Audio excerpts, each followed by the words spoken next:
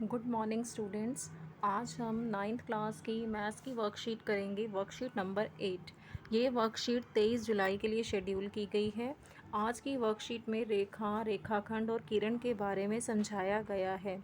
चलिए वर्कशीट शुरू करते हैं। रेखा रेखा क्या है? साधारण शब्दों में सरल रेखा बिंदुओं से मिलकर बना एक सीधा रास्ता है जिसका कोई अंत बिंदु नहीं है। ठीक है, रेखा जो है सरल रेखा से बिंदुओं से मिलकर बना हुआ एक सीधा सा रास्ता है। रेखा क्या कहलाती है? बिंदुओं से मिलकर बना एक सीधा रास्ता जिसका कोई भी अंत बिंदु यानी एंड पॉइंट नहीं है। आप उसको बढ़ा सकते हैं। इस तरीके से रेखा दिखाई जाती है। आप इसको मतलब इधर भी एक्सटेंड कर सकते हैं, बढ़ा सकते हैं। ठीक है, रेखा को उस पर स्थित किन्हीं दो बिंदुओं के द्वारा नामित किया जा सकता है। अगर रेखा को हमें नाम देना हो तो उस पर स्थित किसी दो बिंदुओं, ये रेखा है ना, ठीक है, तो इस पर स्थित किसी दो बिंदुओं के द्वारा हम इसे नाम दे सकते हैं इस तरीके से। ठीक है, अगला क्या है? आपको रेखाखंड के बारे में बताया गया है। रेखाखंड रेखा का भाग होता है।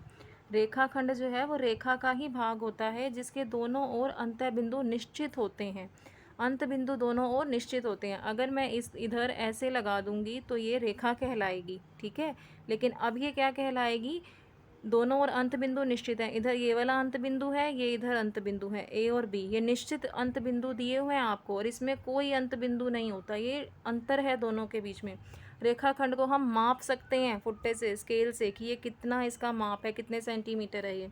रेखाखंड को इनके दोनों अंत बिंदुओं द्वारा नामित किया जाता है। इसके जो दो अंत बिंदु होंगे, जैसे ए बी है, अगर मैं यहाँ पी क्यू लिख दूँ तो ये पी क्यू इसका नाम हो जाएगा। ठीक है, रेखाखंड को दो अंत बिंदुओं द्वारा नाम दिया जाता है। फिर किरण क्या होती है? किरण रेखा का वह भाग है। रेखाखंड और किरण रेखा के ही भाग हैं। किरण भी रेखा का वही भाग है जिसका एक अंत बिंदु होता है किंतु दूसरी दिशा में यह अनंत होती है। जैसे ये आपको उदाहरण दिया गया है, अंत बिंदु यहाँ पर ए है। ठीक है, ए क्या है? अंत बिंदु है। और दूसरी दिशा क्या है? दूसरी तरफ जो है यहाँ, ये अनंत है, मतलब यहाँ से आप इसको बढ़ा सकते हैं कितना भी। किरण को नामित करने में इसके अंत बिंदु को हम पहले लिखते हैं। मतलब मैं इसको कैसे लिखूंगी? ए बी करके। अंत बिंदु ए है ना, तो ए को हम पहले रखेंगे। किरण को जब भी हमें नाम देना होगा तो अंत बिंदु पहले लिखा जाता है इस तरीके से, ए बी। ठीक है, अब आपको नीचे दी गई आकृतियों को देखें, उन्हें रेखा, रेखाखंड या किरण के रूप में पहचानें और नामांकित करें। ये क्या दिया हुआ है आपको? यहाँ मैंने समझाया था, ये आपको किरण दी हुई है। और ये क्या दिया हुआ है आपको? रेखाखंड। ठीक है, यहाँ हमने पढ़ा रेखाखंड है ये। और ये क्या दिया हुआ है? इस पर दो बिंदु तो अंकित हैं, ये एम एन। इस रेखा को हम एम एन से लिखते हैं इस तरीके से। ये एम एन है ना यहाँ पर, लेकिन ये है क्या? रेखा कहलाएगी। ठीक है, ये जो हमने पढ़ा इधर रेखा के बारे में पढ़ा ना, इसमें कोई अंत बिंदु नहीं होता, लेकिन इसको नामित जब नाम दिया जाता है तो इस पर जो दो बिंदु होते हैं उसके द्वारा इसको नाम दिया जाता है। तो ये रेखा हो गई। ठीक है, आगे पढ़ते हैं।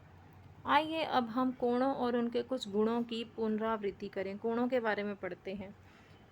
एक कोण एक बिंदु पर मिलने वाली दो किरणों या रेखाखंडों द्वारा बनाई गई आकृति है। कोण कैसे बनता है? देखो, ये दो किरणें हैं। अब इन दो किरणों के द्वारा बनाई गई, ये क्या है? ये कोण कहलाता है। पढ़ चुके हो इनके बारे में आप। ठीक है, तो दो किरणों या रेखाखंडों द्वारा बनाई गई आकृति होती है। जब दो रेखाएं, रेखाखंड एक दूसरे को प्रतिच्छेद करते हैं तब इस प्रकार बने गुण कुछ विशेष गुण रखते हैं। जब दो रेखाएं जो हैं या रेखाखंड क्या करती हैं? एक दूसरे को प्रतिच्छेद करते हैं, मतलब काटते हैं। प्रतिच्छेद करना मतलब काटना। प्रतिच्छेद करना मतलब काटना। इस तरीके से ये इस बिंदु पर काट रहे हैं ना, तो जब दो रेखाएं या रेखाखंड एक दूसरे को प्रतिच्छेद करते हैं तब बने कुछ कोण जो हैं वो विशेष गुण रखते हैं। जैसे देखो, यहाँ आपको ये पिक्चर भी दिखाई गई है और इसमें कह रहा है एंगल 1 बराबर एंगल 3 के है और एंगल 2 बराबर एंगल 4 के है। ठीक है, किस तरीके से, ये मैं आपको समझाती हूँ।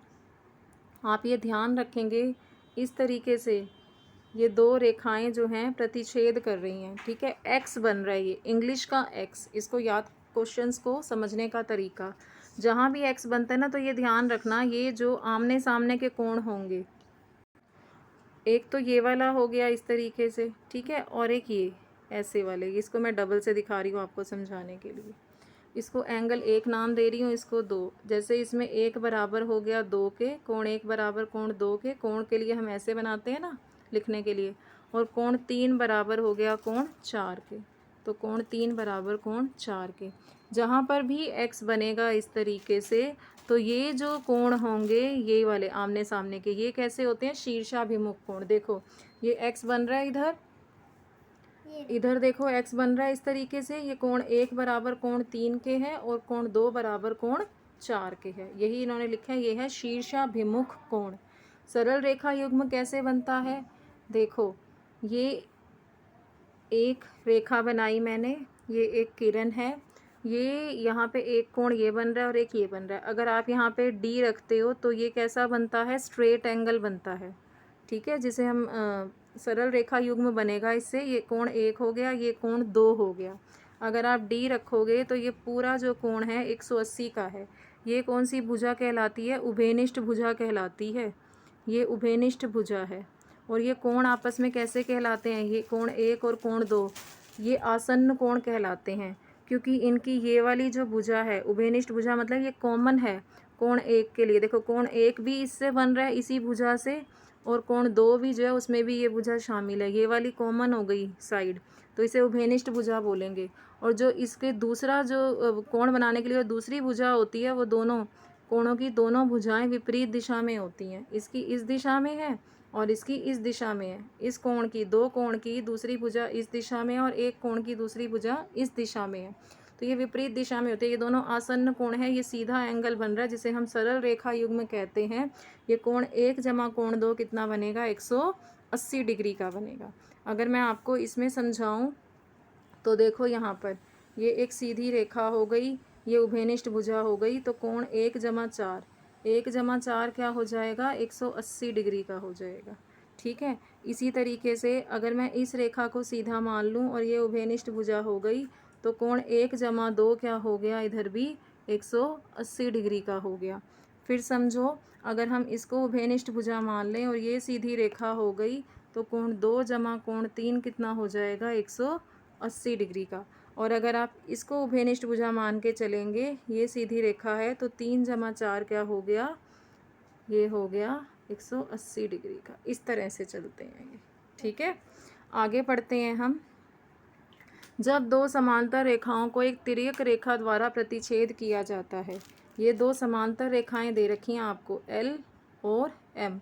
समांतर रेखाएं क्या होती हैं, जिनको आप बढ़ाते जाएं तो ये कहीं पर भी एक दूसरे को नहीं काटती। इनके बीच का जो डिफरेंस है, अगर यहाँ 4 सेंटीमीटर है तो जितना मर्जी आप इधर आगे बढ़ा लो, आगे भी इधर 4 सेंटीमीटर ही रहेगा इनके बीच का अंतर। तो ये समांतर रेखाएं होती हैं। एक तिर्यक रेखा द्वारा प्रतिच्छेद की गई, तिर्यक रेखा क्या होती है, जो इन समांतर रेखाओं को अलग अलग बिंदुओं पर काट दे। तो इसमें कई प्रकार के कोण बनते हैं, कुछ दिलचस्प संबंध बनते हैं। जैसे दी गई फिगर में कुछ दिलचस्प से कोण हैं, संगत कोण है, एकांतर कोण है, इनके बारे में पढ़ लेते हैं। संगत कोण क्या होते हैं, संगत कोण युग्म बराबर हैं कोण एक बराबर कोण पाँच के। जैसे ये एल रेखा है, ये एम रेखा है, आपको ध्यान रखना है, मैं आपको समझाने के लिए, याद कराने के लिए इसको समझाती हूँ। देखो यहाँ जो कोण बना है, ये बाहर बाहर बन रहा है ना कोण, इन दोनों, ये तिर्यक रेखा है, तिर्यक रेखा और इसके बीच में बाहर की तरफ वाला कोण, तो ये भी तिर्यक रेखा हो गई और ये हो गई बाहर की तरफ बना कोण, ठीक है। दोनों बाहर की तरफ बने कोण हो गई है, तो कोण एक बराबर पाँच हो जाएगा और ये संगत कोण कहलाएंगे। समझ आ गया। ऐसे ही ये जो है, ये तिर्यक रेखा है, इसकी इधर का बाहर का कोण, और ये तिर्यक रेखा इधर का भी बाहर का कोण, कोण दो बराबर छः भी संगत कोण कहलाएगा, ठीक।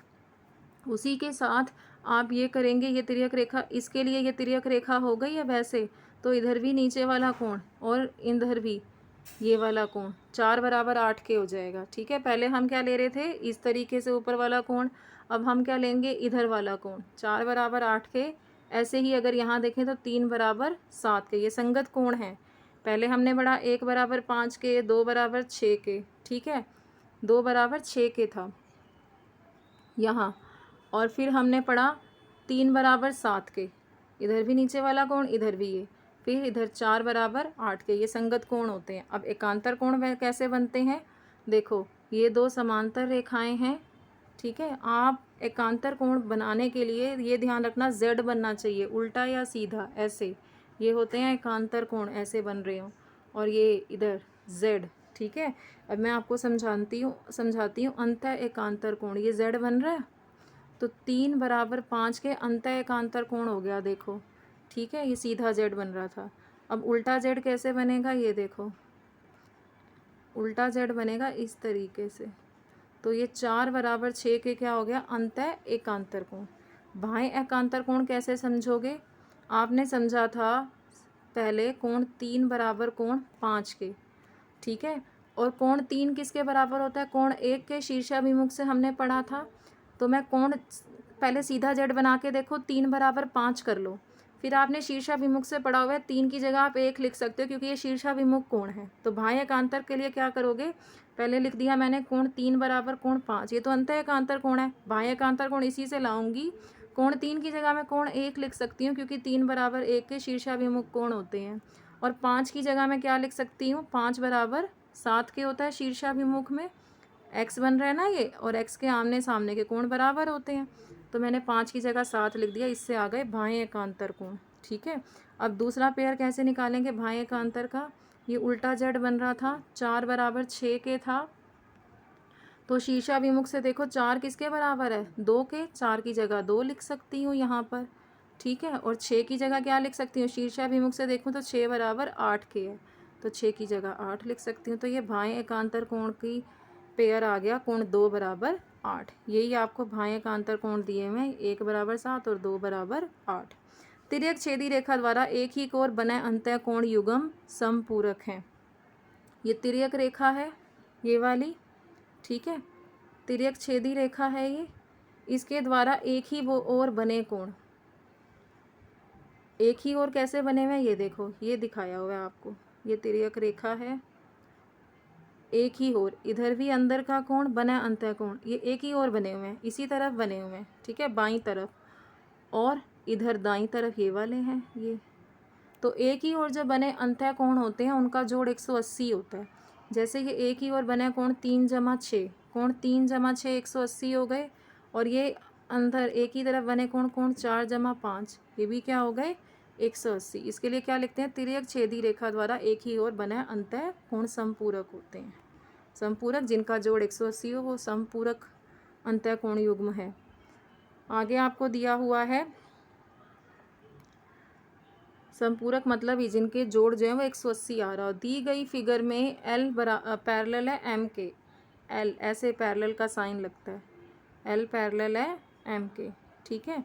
अब एक रेखा आपको तिर्यक दी हुई है N, आपको क्या बताना है, अगर एक 115 डिग्री के बराबर है तो निम्न कोणों के माप ज्ञात कीजिए। देखो एक आपको दिया हुआ है 115 डिग्री, 2 किसके बराबर होगा, 1 जमा 2 क्या होगा, रेखीय युग्म बनेगा। आप लिखेंगे 1 जमा 2 बराबर में 1 जमा 2 बराबर में 180, ब्रैकेट में लिखना रेखीय युग्म, ठीक है। और 1 का मान हो गया जब 115 डिग्री, तो 2 आप निकाल सकते हैं, कोण 2 कितना हो गया, 180 में से 115 गए तो 115 जब घटा करोगे तो कितना आ जाएगा 65 डिग्री, कोण 2 कितना आ गया 65 डिग्री, ठीक है। कोण 3 कितना होगा, कोण 1 अगर 115 है तो कोण 3 भी 115 होगा, क्यों होगा, आप इसके लिए लिखेंगे कोण 1 बराबर कोण 3 शीर्षाभिमुख कोण है। ये कैसे हैं, शीर्षाभिमुख कोण, पढ़ा है ना हमने ये ऊपर भी कि शीर्षाभिमुख कोण कौन से होते हैं, तो शीर्षाभिमुख कोण है। कोण 5 किसके बराबर होगा, देखो अगर कोण 1 115 है और ये तिर्यक रेखा है तो इसके नीचे वाला इधर और ये भी बराबर होते हैं, तो कोण 1 बराबर कोण 5 के होगा, संगत कोण है ये, ठीक है, संगत कोण है। तो कोण 5 भी कितना हो गया 115 के बराबर। 8 किसके बराबर होगा, कोण 8, अब 5 जमा 8 रेखीय युग्म बन रहा है, तो आप लिखेंगे कोण 5 जमा कोण 8 बराबर में 180, ये भी रेखीय युग्म बन रहा है। तो 5 जब आपके पास 115 आ गया, 8 आप निकाल लेंगे। कोण 8 कितना आ जाएगा, ये 180 है, कोण 8 आ जाएगा 180 घटा में 115, 65 डिग्री आ गया कोण 8 भी। ठीक है, आपका लास्ट वाले का आंसर भी क्या आ गया, कोण 8 का 65 डिग्री। ये वर्कशीट कंप्लीट हुई। अगर मेरा वीडियो अच्छा लगे तो मेरे चैनल को लाइक एंड सब्सक्राइब करें। Thank you for watching my video.